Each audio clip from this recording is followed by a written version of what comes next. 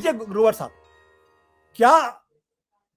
ये है सेंटेंसिंग है, क्या इसका कर्नाटक का चुनाव जो कि बहुत जल्दी होने वाला है, इस पर किसी तरीके का असर पड़ेगा वहां पे?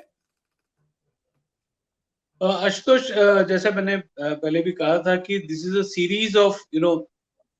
एक्शंस जो हो रही हैं ऑपोजिशन पे, और जिस तरह से अब कांग्रेस एक सेंट्रीफ्यूगल फोर्स बन रहा है, कहीं ना कहीं मेरे को लग रहा है कि जो एक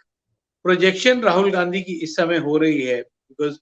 पूरा मीडिया, तमाम मीडिया, हर जगह, गली नुक्कड़ मोहल्ले ऑटो, सब जगह यही चर्चा हो रही है कि क्या उनके साथ सही हुआ या गलत हुआ। ये एक तरह से वो talking point of the country इस समय पर बन चुके हैं। जरूर इसका इम्पैक्ट कहीं ना कहीं कर्नाटक के चुनाव में जरूर होगा, क्योंकि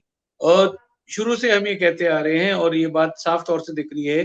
कि कर्नाटक की लड़ाई जो है बहुत कांटे की टक्कर है कांग्रेस और बीजेपी के बीच में, और जेडीएस का एक जो रोल है वो किंग मेकर का उभरता हुआ नजर आ रहा था। तो क्या कांग्रेस इसमें सिंपैथी जुटा पाएगी, क्योंकि ये पूरा मामला कर्नाटक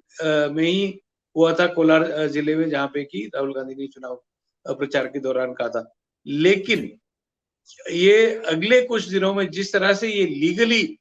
डेवलप होगा, उसका शायद कहीं ना कहीं असर होगा। लेकिन ये कहना गलत नहीं होगा कि Rahul Gandhi is emerging as a martyr, और जिस तरह से उनको एक तरह से एक पॉलिटिकल विक्टिम बनाया जा रहा है, कि उनको टारगेट किया जा रहा है, भले वो सही है या गलत है, कोर्ट में it will be thing, will not comment on that, but जो साफ तौर से पॉलिटिकल बेनिफिट इसका दिख रहा है, वह साफ तौर से राहुल गांधी को कहीं ना कहीं एक मोमेंटम उनकी नेशनल लीडरशिप में इमर्ज करता हुआ नजर आ रहा है। आप इससे पहले बात कर रहे थे कि कांग्रेस क्या इसमें लीड ले पाएगी कि वह विपक्षी दलों को साथ लेके चले। सबसे बड़ी प्रॉब्लम कांग्रेस के अंदर ये रही है कि जो स्टेट कैप्टन्स रहे हैं इनके, वे कभी भी दूसरे राजनीतिक दलों के साथ वे समीकरण नहीं बिठा पाए जो कि कांग्रेस हाईकमांड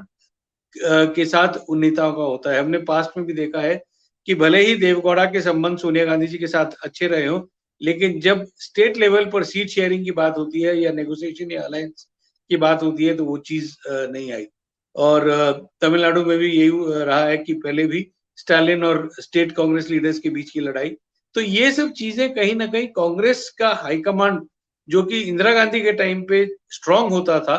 वो जहां कमजोर पड़ता नजर आ रहा है। स्टेट लीडर्स अपनी डिमांड्स के चलते हुए कांग्रेस को वो एक इमर्जिंग फैक्टर, एक नेशनल ऑल्टरनेटिव नहीं बनने दे रहे हैं, और यही एक सबसे बड़ी चुनौती भी रही है। यही कारण है कि हमने देखा कि चाहे ममता बनर्जी हो या अखिलेश यादव हो, वह एक अलायंस या एक ट्रस्टेड अलाई की तरह कांग्रेस के साथ कभी भी चुनाव लड़ने को नहीं आया। हालांकि सब जानते हैं कि बीजेपी